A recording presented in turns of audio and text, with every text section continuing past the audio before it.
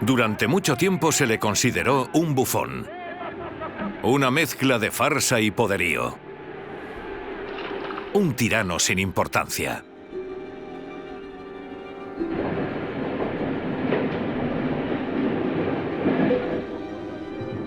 Desplazado a un segundo plano por Adolf Hitler, el hombre que condujo a Italia a la Segunda Guerra Mundial es uno de los dictadores más famosos de la historia.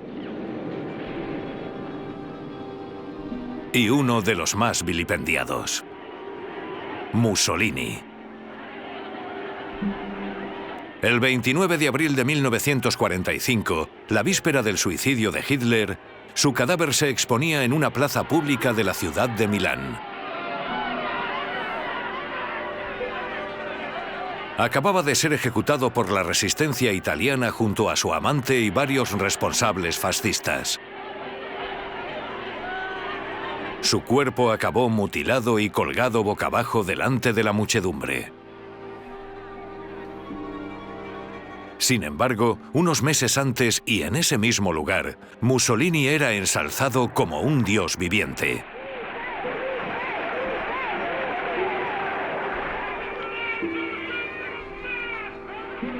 Le llamaban el Duce, el guía. Hace un siglo, en 1922, se apropió de Italia mediante la violencia y el engaño e inventó el fascismo. Durante más de 20 años impuso el totalitarismo a su pueblo. Una estrategia admirada por dictadores de todo el mundo. Era un genio. Yo siempre hago el saludo romano. Por supuesto.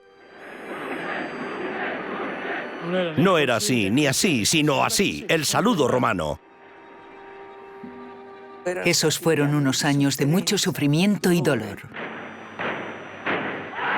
Lo que no deja de sorprenderme es que estos personajes, con ese carisma, consigan encandilar a tanta gente. Esta es la historia de un hombre ávido de poder. Un megalómano que quiso transformar el sentir de su pueblo y lo condujo a la catástrofe.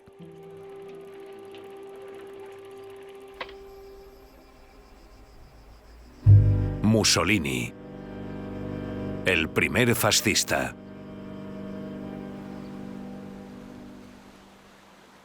Episodio 1. El verbo y el garrote.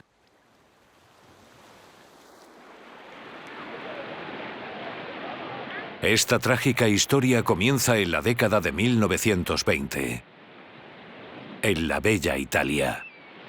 El país de Miguel Ángel, de Dante y de Verdi.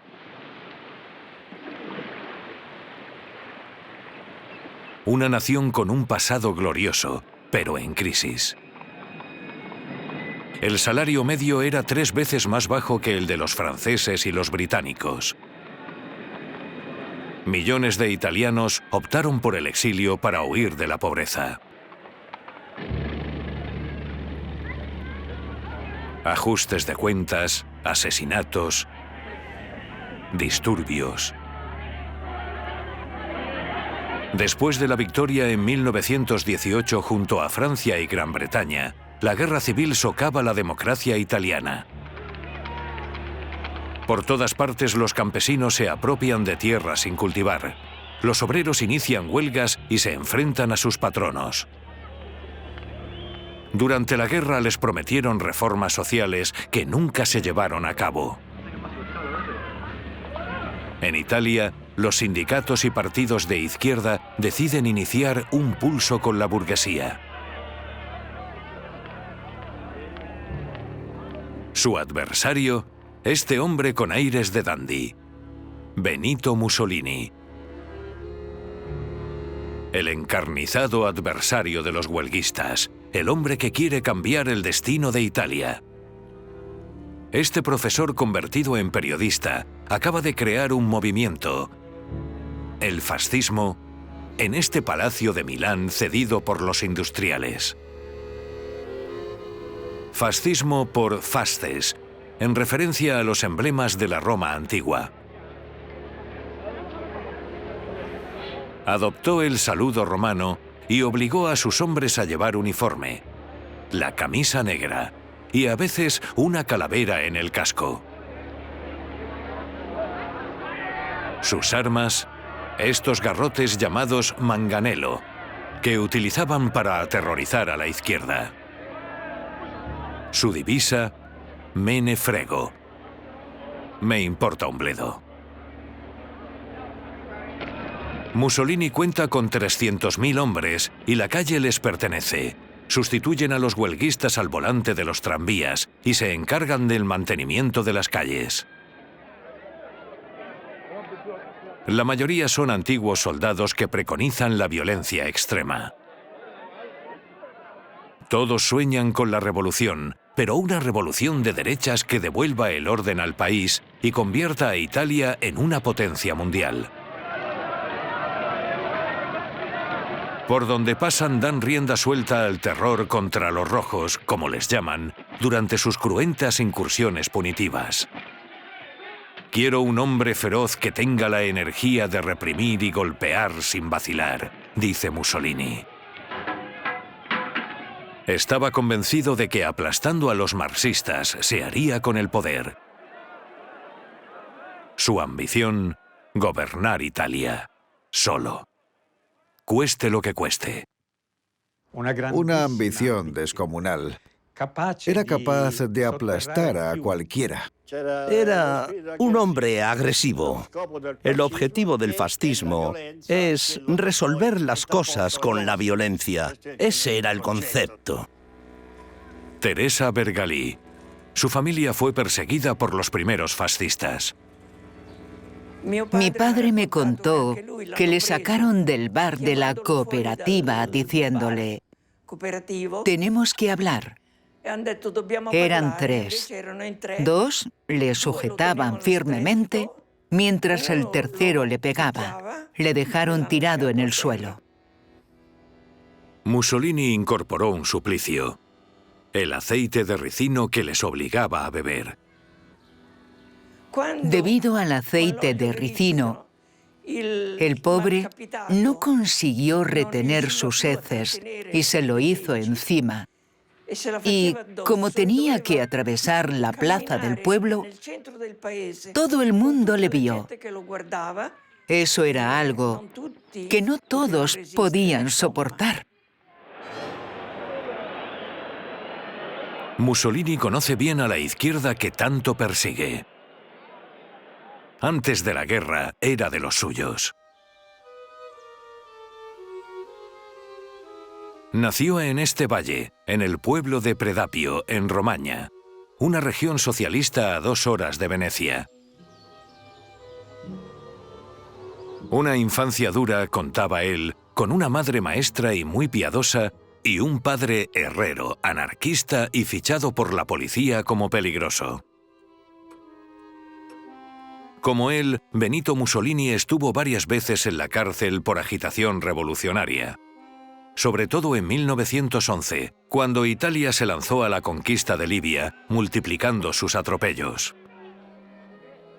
Anticolonialista, Mussolini desencadenó una revuelta para impedir el envío de soldados. Sus enemigos de esa época eran los de su padre: los militares, los patronos, los curas. Todos los que después le apoyarían. Un personaje extraño. Leía mucho. Se pasaba horas solo en el campo tocando el violín.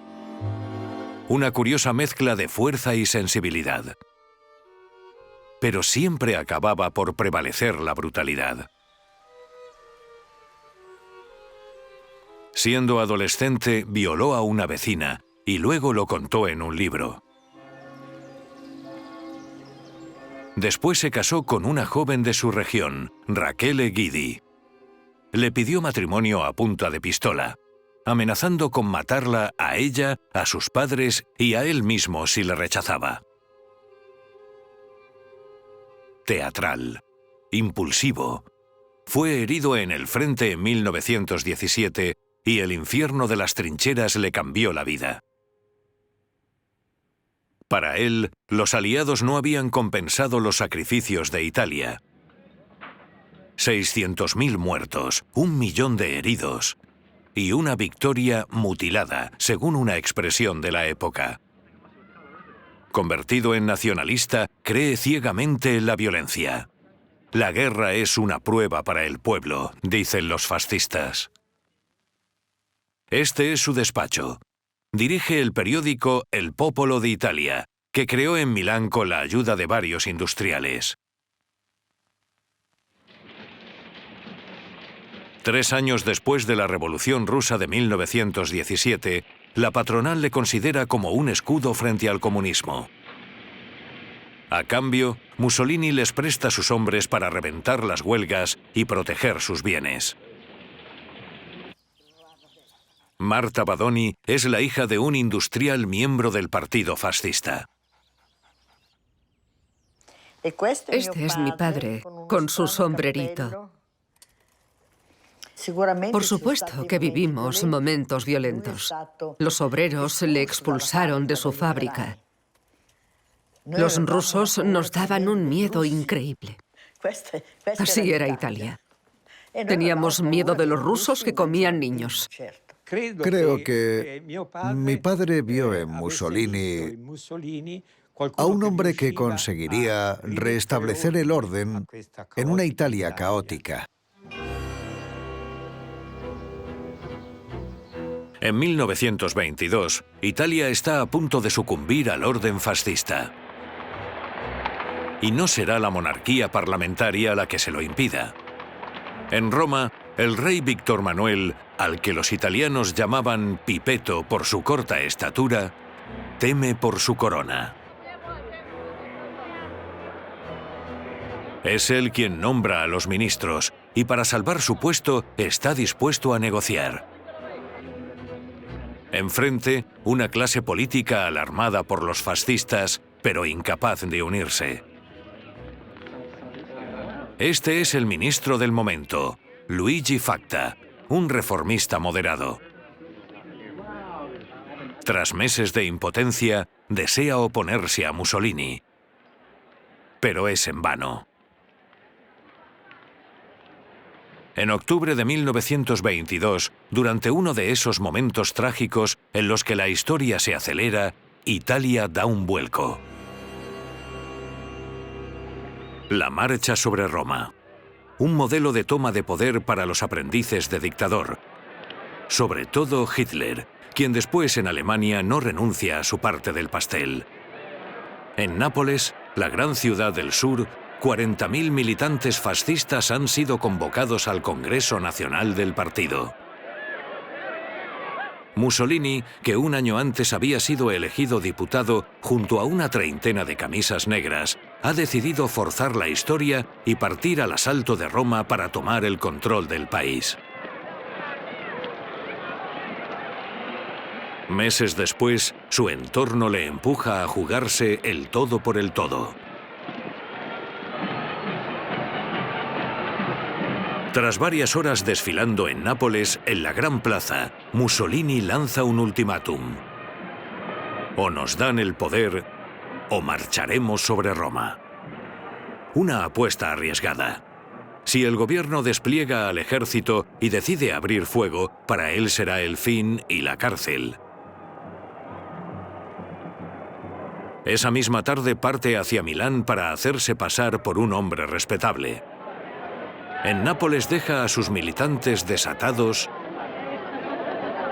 y espera. La insurrección empezaría el 27 de octubre. Algunos se adelantan. Sin esperar al 27, las ciudades se enardecen. Pisa, Cremona.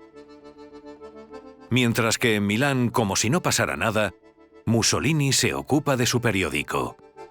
Va a la ópera y se exhibe con su mujer. En realidad, ya ha dado la orden de marchar sobre la capital. en cualquier momento el golpe de fuerza podría convertirse en una carnicería. Sorpresa. Al llegar a Roma, los fascistas no encuentran ninguna resistencia. Después de 3 años de guerra civil, el Estado está en descomposición.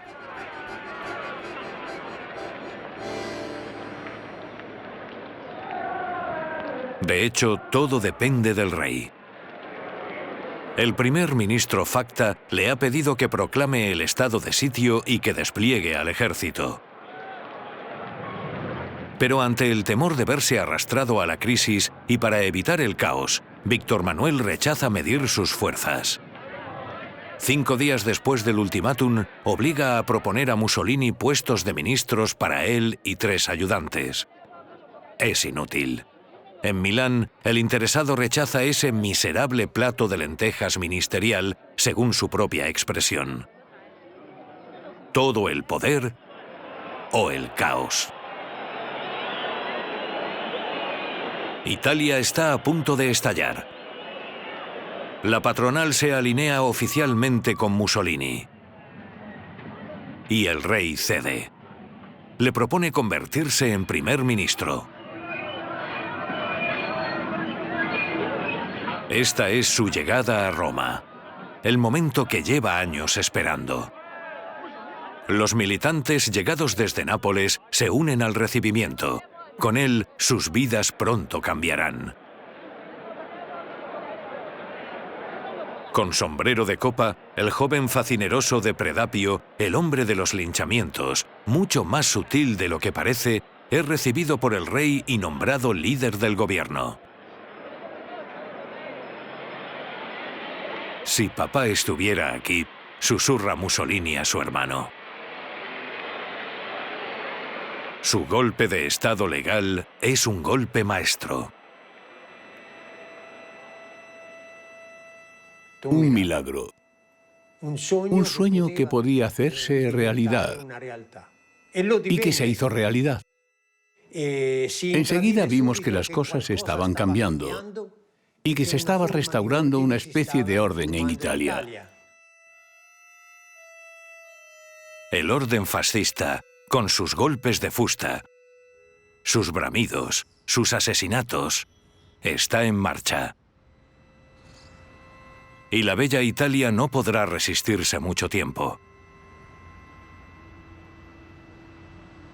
En el corazón de Roma, instalado en el Palacio Chigi, Mussolini podrá imponer el totalitarismo a su pueblo y hacer realidad su sueño: la transformación de la sociedad italiana en una sociedad fascista. Pero para eso tiene que ostentar todos los poderes. Y todavía no es el caso. El rey y el parlamento siguen ahí. Los periódicos tienen libertad para decir lo que quieran y los sindicatos para convocar huelgas. Todavía tiene que recorrer la mitad del camino. Como jefe de gobierno, Mussolini se ha atribuido los ministerios de Interior y Exteriores. Para conquistar el resto tiene que avanzar camuflado. Su método es excepcionalmente la seducción. Enseguida se une a sus principales adversarios, a los antiguos primeros ministros. Se le ve por todas partes, sonriendo, mostrándose abierto a los conservadores, a los que desprecia, pero que necesita para su mayoría. Su argumento es el miedo al caos comunista. Y da sus frutos. Los moderados del Parlamento le conceden plenos poderes durante un año. El tiempo creen de aplastar a la izquierda. Mussolini aprovecha para eliminar las primeras libertades públicas. Ya se calmará, dicen.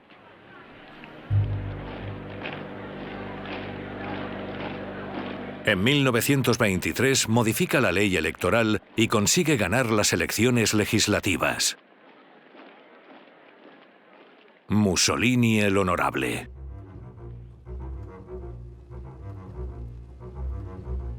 Sin embargo, detrás de esa farsa, sigue haciendo lo que ha hecho siempre: el garrote. Sus pequeños vándalos, convertidos en milicia oficial del régimen, hostigan los bastiones de la izquierda y humillan a los políticos como a este diputado durante la conquista del poder. Persiguen a los sindicalistas. Algunos los atan por los pies y los arrastran con camiones. El terror negro se desata durante las elecciones. En 1924, varias personas de su entorno secuestran al portavoz de la oposición en el Parlamento, el socialista Matteotti, y lo apuñalan en un coche. Su cuerpo apareció 2 meses más tarde en el campo. Un escándalo enorme. Italia está en shock. Mussolini casi lo pierde todo. Pero es hábil, mucho más de lo que parece. Él mismo es objeto de 6 atentados que explotará a fondo.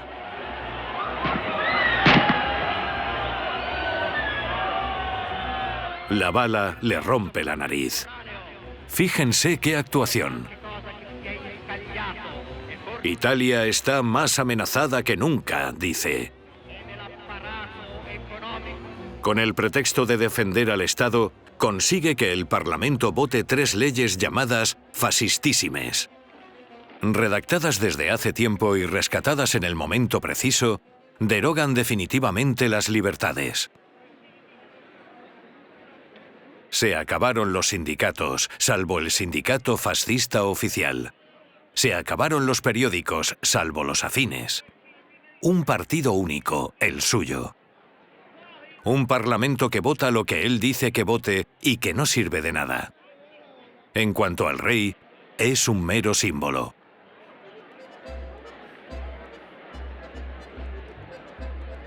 En Italia, a mediados de los años 20, la democracia ha muerto.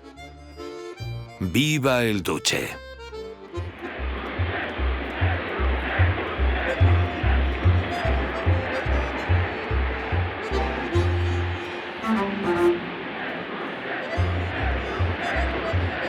Tanto maggiori sono gli ostacoli e tanto più precisa e dritta deve essere la nostra volontà di superarli. Para pasar el mal trago, Mussolini utiliza una vieja receta: el orgullo nacional. Acabar con los viejos complejos italianos y proponer un sueño.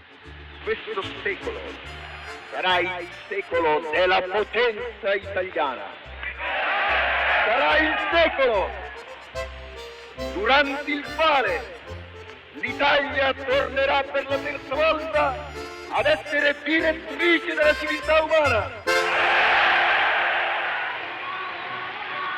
Para adular a su pueblo, Mussolini invoca al Imperio Romano y al Renacimiento italiano. Finaliza, dice, el exilio en el extranjero. Se acabaron las caricaturas de los italianos. Los macaroni, los que tocan la mandolina, los trenes con retraso. Durante 20 años, a cambio de las libertades perdidas, el Duce les ofrecerá compensaciones simbólicas.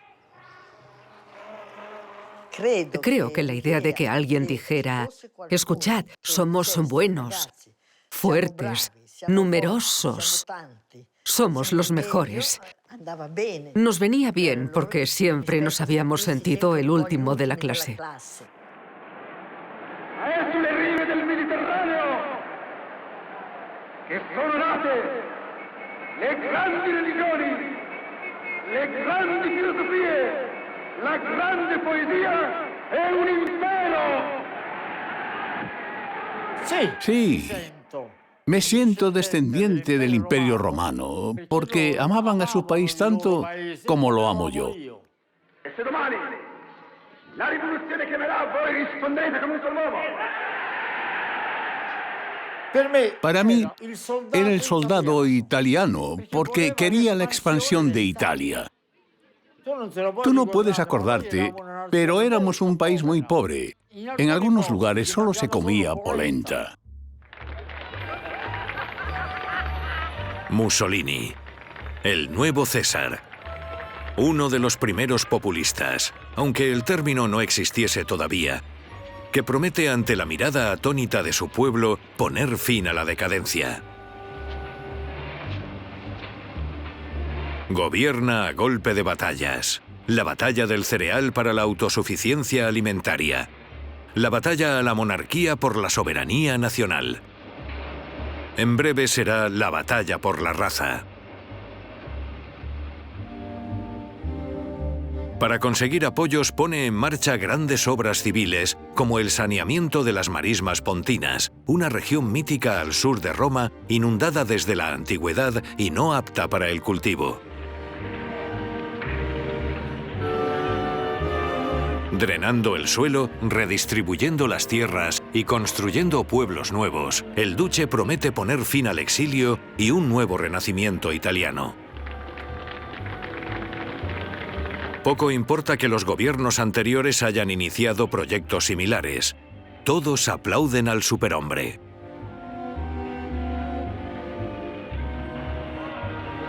Mussolini, el estratega, aborda cuestiones que nunca se habían solventado, como esta desavenencia con el Vaticano que se remontaba a la época de la reunificación de Italia, cuando se desposeyó al Papa de sus estados. Mussolini, el anticlerical, acepta reintroducir el crucifijo en los colegios, instaurar el catolicismo como religión de Estado y reconocer la soberanía del Vaticano. Los acuerdos de Letrán, un milagro para los católicos, es decir, mucha gente.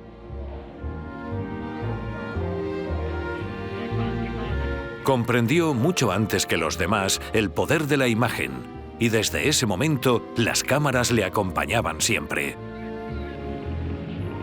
Desde 1924, cuando derrocó la democracia, confió al Instituto Luce la misión de dar una buena imagen del Estado, es decir, de él mismo. En todas las salas de cine, los italianos pueden ver los reportajes del duce controlados por él mismo. El cine es el arma más poderosa, dice. Y también la oportunidad de dar buena imagen de la política social del régimen, que se contenta con hacer pasar por nuevo lo viejo, reorganizando los dispositivos existentes. En realidad, prácticamente solo los trabajadores de la industria se benefician de su política. Yo lo considero un hombre hábil. El duce no tenía escrúpulos. Sabía cómo dirigirse al pueblo, sabía cómo hablarle, le decía lo que quería oír. No era un aristócrata.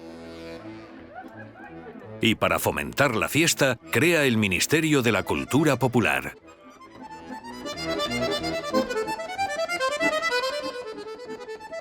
La trampa de Mussolini.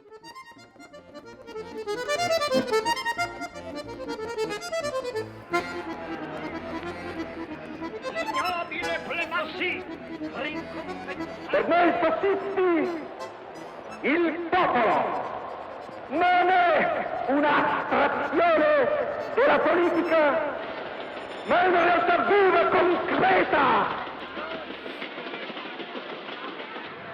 En Italia, los obreros ya no tienen derecho a hacer huelga, pero se benefician de una rebaja del 70% en los billetes de tren para poder pasar el fin de semana en el campo o en la playa. Nuestros primeros compañeros que fueron a la playa y vieron el mar, lo vieron gracias a las colonias de vacaciones. El fascismo llevaba a los niños al mar y a la montaña. ¿Qué quieres que te diga? La plebe, como las mujeres, está hecha para ser violada, afirma Mussolini en privado. Io mi preoccupo tutti i giorni, dalla mattina alla sera. Lavorando senza contare le ore di lavoro, mi preoccupo di dare il massimo lavoro possibile a tutti gli operai italiani.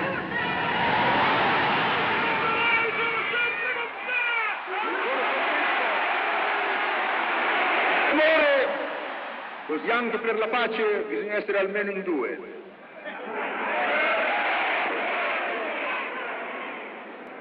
A principios de la década de 1930, sedujo a una parte importante del pueblo italiano, incluidas algunas de sus futuras víctimas. Antes de las persecuciones antisemitas, los judíos también le admiraban. Como la joven Silvana Aiò-Cagli de Roma.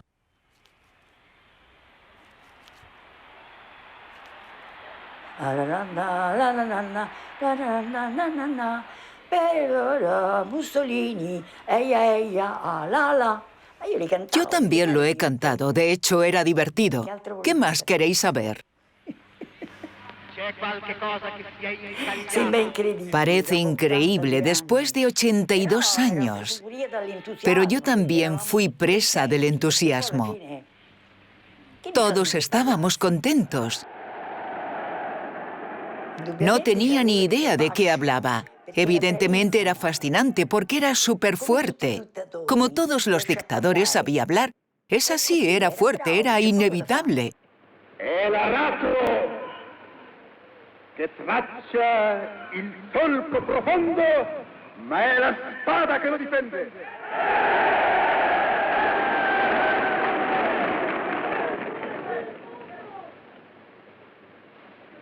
E il vomere e la lama sono entrambi di acciaio temprato come la fede dei nostri cuori. Cuando por fin nuestra mirada se abrió al mundo, me preguntaba cómo hacía para no reírme cuando Mussolini daba esos discursos. Así, con esos gestos huraños que resultaban tremendamente ridículos. Pero en ese momento, cuando le veíamos, todos pensábamos, ¡madre mía, qué poderío!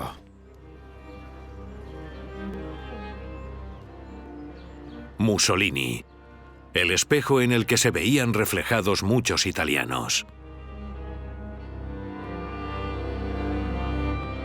Si el Duce lo ha conseguido, Italia puede conseguirlo.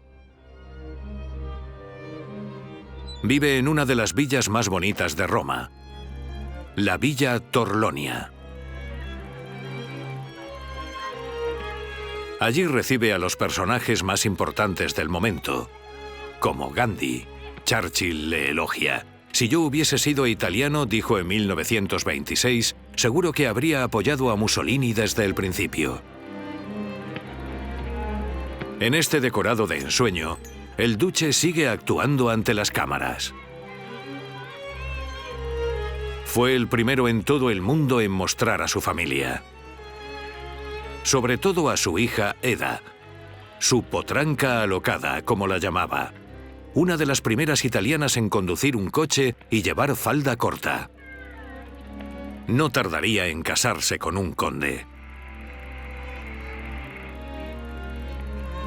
Con su mujer, Rachele, tuvo 5 hijos, de los cuales Vittorio y Bruno acabarían siendo pilotos de bombardero. Una caricatura del hombre latino. Para mi padre, diría Eda, una mujer tenía que quedarse en casa, tener hijos y llevar cuernos.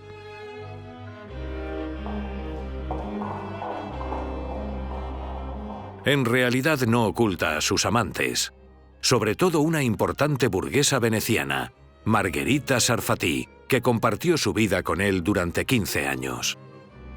Intelectualmente, le enseñó a comportarse en sociedad, le presentó a hombres de negocios y artistas, y le consagró una biografía, Dux, una publicación que triunfó en Europa y Estados Unidos. Es judía, pero eso no es un problema. De momento. Pero ¿durante cuánto tiempo?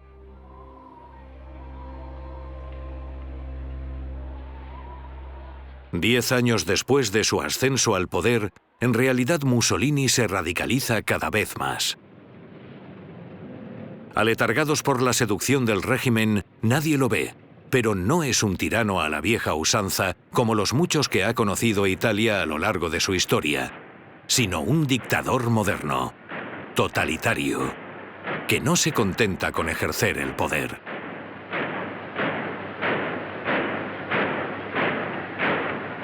El duce quiere cambiar a su pueblo, transformarlo desde el interior.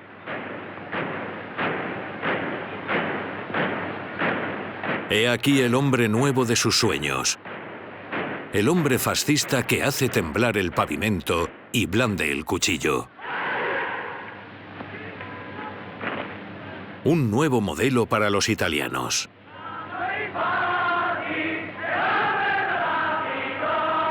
Con sus ciudadanos soldados fanáticos, obedientes, implacables, que saben ser abominables, Mussolini cree poder conservar el poder durante décadas.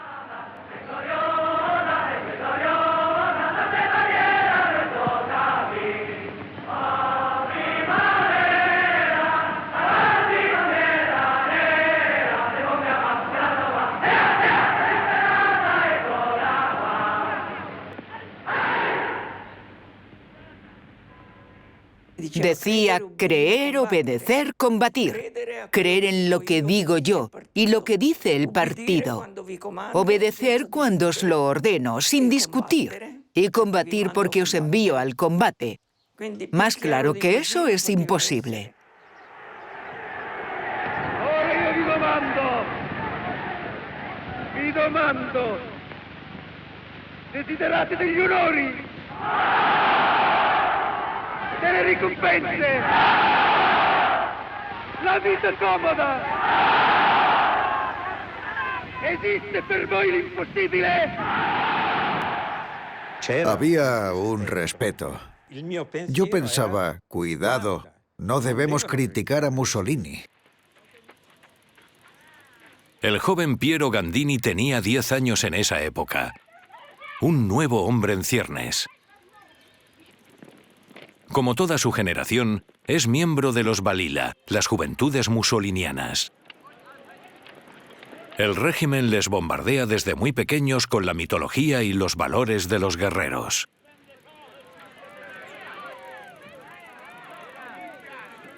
Ave César. Los que van a morir te saludan. Lo que me gustaba de verdad era la parte militar. Teníamos un fusil. Era un juego. En aquella época me sentía alguien. Creía que era más grande de lo que era. Il combattimento mai lo dovrete temere. La rivoluzione fascista è circondata da un mondo di nemici. Vi preparerete a combattere dovunque e senza tregua.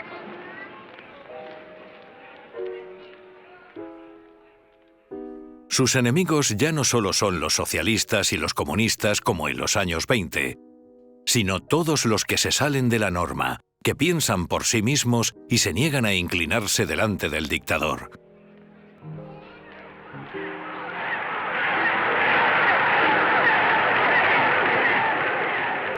En esa sociedad totalitaria, el duce se ocupa de todo. Lo controla todo. Por supuesto, para tener trabajo, hacía falta tener el carné del partido. Cuando íbamos a votar, era como votar en público.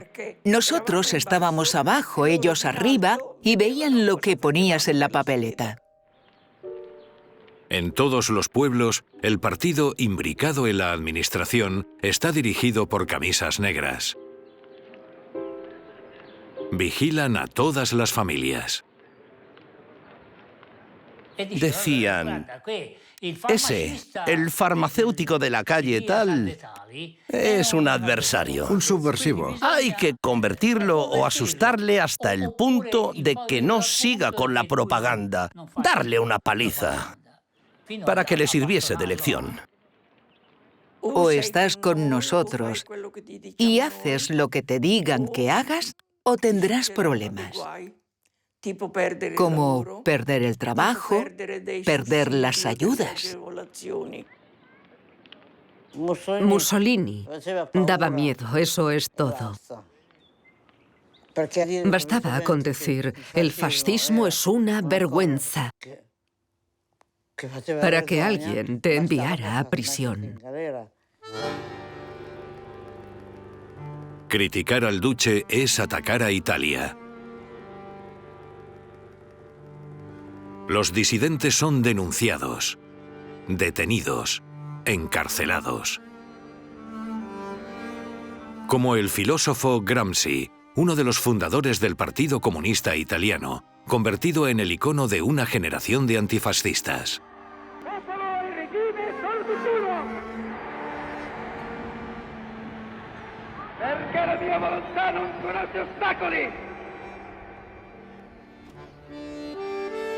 Para acallar a los antifascistas, Mussolini creó un tribunal especial para la defensa del Estado, con poder para condenar los delitos de opinión a muerte o a largas condenas de prisión.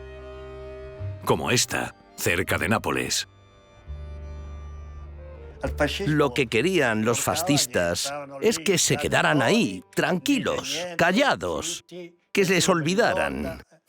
Si habían hecho algo contra el régimen, es normal que fueran a la cárcel. La violencia no es inmoral, decía Mussolini. Si resuelve una situación gangrenada, es incluso sagrada y necesaria.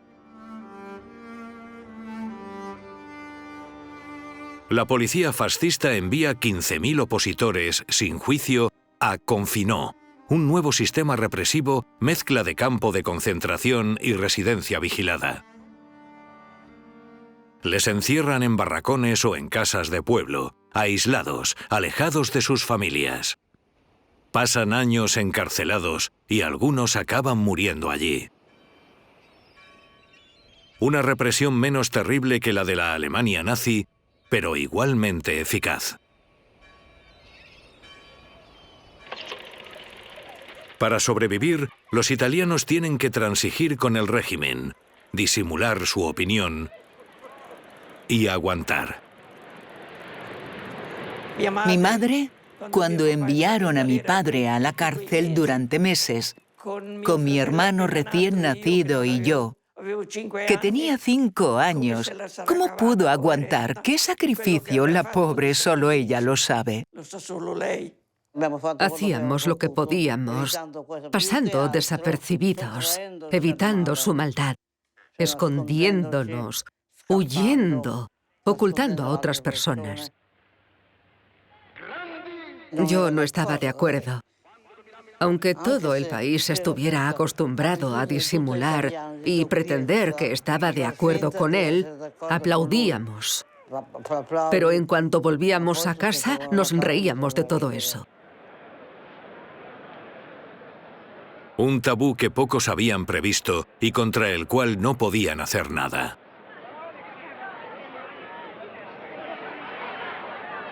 En Italia toda la oposición está silenciada, tanto de derechas como de izquierdas.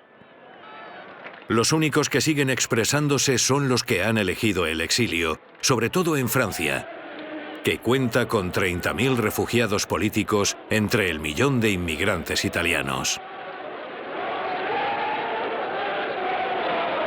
En París, la capital antifascista, informan a la ciudadanía de la realidad del régimen. Y a veces también mueren allí.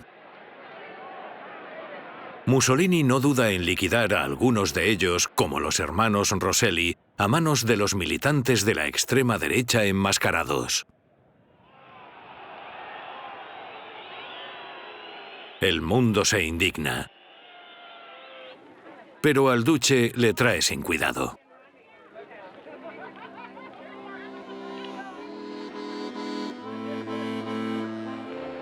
Popoli che ti conoscono sotto la specie puramente letteraria, oggi sono sbalorditi dinanzi alla nostra realtà economica, politica e militare.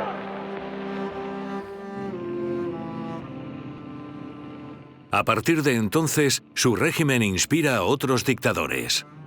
Hombres como Mussolini nacen cada 1000 años, dijo Hitler, Führer de Alemania desde 1933.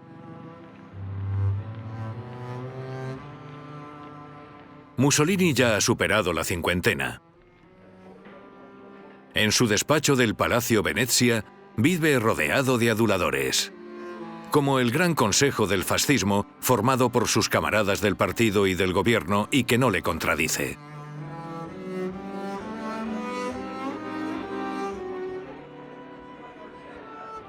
Sigue beneficiándose del apoyo de la patronal, del ejército, de la Iglesia. Lo ha ganado todo. Sin embargo, no le basta. Mussolini, siempre insatisfecho, se burla cada vez más de sus colaboradores, les humilla.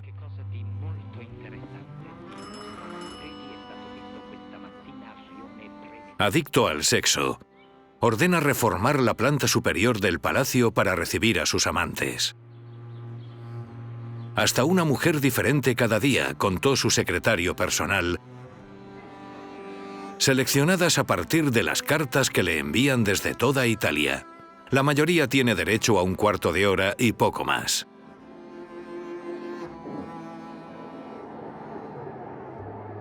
Su obsesión: que el fascismo arraigue en el corazón de los italianos. Se comunica con la muchedumbre desde su balcón.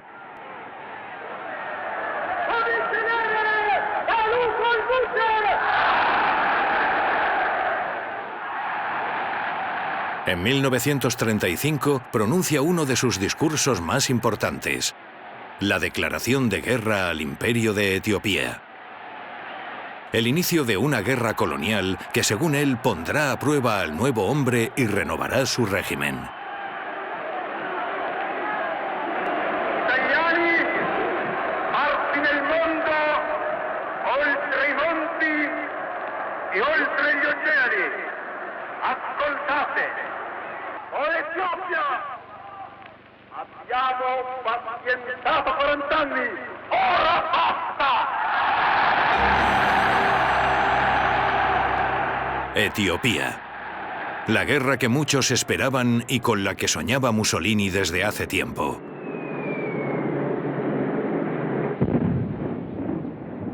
Antes de colonizar Libia en 1911, Italia había intentado, en el siglo XIX, apropiarse del imperio de Etiopía partiendo de Eritrea y Somalia, pero sin éxito.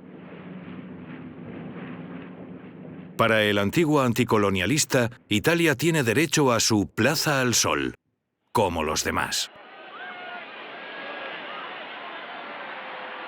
Era el sueño de hacer de Italia un país colonial, como lo eran de manera mucho más extensa Inglaterra o Francia. Italia necesitaba espacio para dar trabajo a todos los ciudadanos italianos y que no tuvieran que emigrar al extranjero. Creían lo que decía Mussolini, que con las guerras nos haríamos ricos, que éramos los herederos de los romanos, que éramos superiores, con el mito de la superioridad de la raza. Por todo lo que había leído en los libros, creía que era un país atrasado porque antes se curaban con brujos.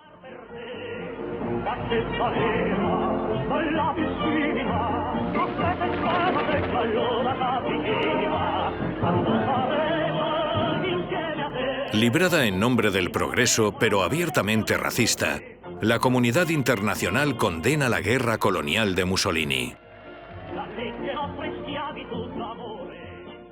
Había una canción, Carita negra, bella Visinia, confía en nuestra llegada. Cuando lleguemos ante ti, te ofreceremos a nuestro duce, nuestro rey. Y por dentro decíamos, la pobre. En Etiopía, las tropas fascistas utilizan gas mostaza, un arma de destrucción masiva prohibida por los tratados que el propio Mussolini ha firmado. Todas las características de un genocida.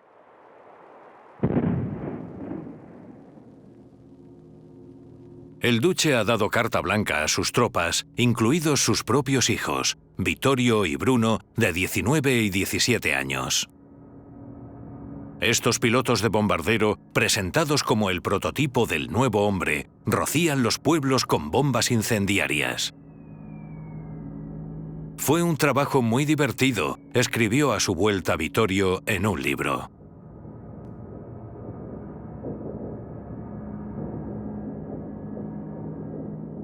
Quando si è dato tutto alla patria, non si è dato ancora abbastanza. Più coraggio, più tenacia e più grande resistenza.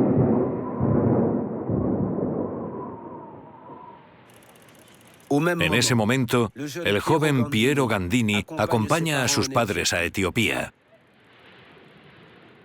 No le cabe ninguna duda de que uno de sus amigos, un militar y alpinista famoso, se convertirá en un criminal. Tenía órdenes concretas de Mussolini de lanzar el gas asfixiante en una cueva donde, en su interior, se habían refugiado miles de etíopes con sus familias.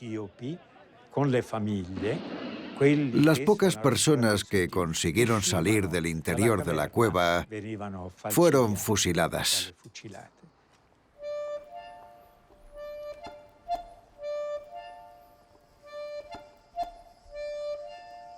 Mussolini está en la cúspide de su popularidad. Para mostrar el apoyo de su pueblo al resto del mundo, organiza una colecta gigantesca de oro, el Día de las Alianzas.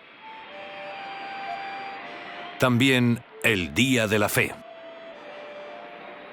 Cientos de miles de parejas en comunión con el duce ofrecen sus anillos de matrimonio para fundirlos.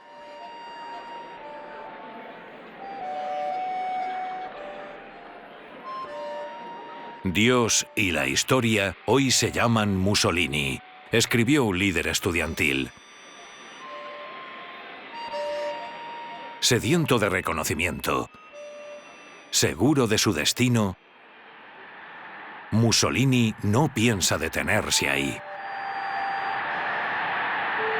Italia ha finalmente il suo impero. L'Etiopia è italiana.